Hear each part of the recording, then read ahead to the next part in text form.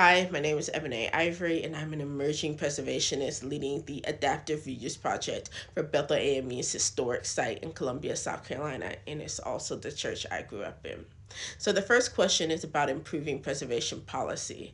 I propose creating a community impact bonus for the historic tax credit. So projects demonstrating community engagement, affordable housing preservation, or environmental justice work would qualify for an additional 5 to 10% tax credit.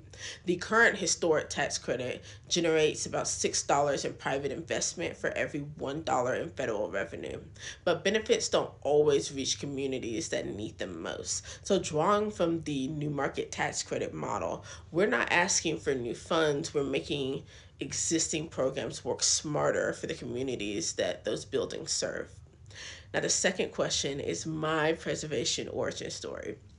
So in December 2024, my best friend calls me and she says, "Hey, there's this beautiful church called Bethel AME." And I was like, "Wait a minute. I grew up there and I've been waiting to see what would happen if something would do something with the building." And then it hit me that I had the skill set to turn that project around. I spent 8 months building a team, and in August of 2025, we were given the project. My first preservation project is personally sacred. I'm giving back to the village that raised me, and this transformed preservation from an intellectual interest to a calling for me. The third question, the cross-sectional policy discussions. So my work lives at the intersection of preservation, affordable housing, and sustainability. During law school, I externed with the Charleston Housing Authority, where historic resources, housing shortages, and climate vulnerabilities occupied the same space. And the National Trust confirms that the greenest building is the one that already exists. But we can't discuss environmental sustainability without addressing social sustainability. What good is preserving a neighborhood if the families who creates its character can no longer afford to live there? Good preservation policy should enhance community resilience across environmental, economic, and social dimensions simultaneously. The fourth question asks the current threats to preservation. The most concerning threat is the inadequate federal funding. In 2025, I watched colleagues break down because their funding was eliminated. Real people with real projects suddenly unable to continue.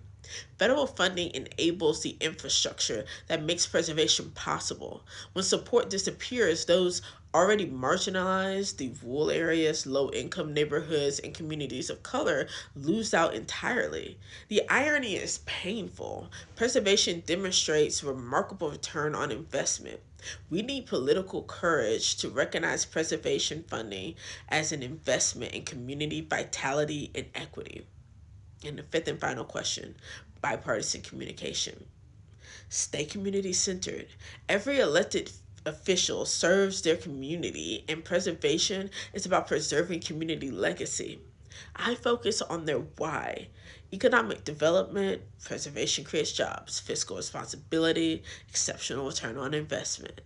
As a hard of hearing woman, I've learned to truly listen and understand perspective. When you frame preservation in terms of someone's values, you create productive dialogue. I lead with storytelling, with Bethel AME Church, with real people. Once someone understands the human impact, policy becomes a tool for shared goals. Preservation connects us to something larger, and that's something everyone can support. Thank you.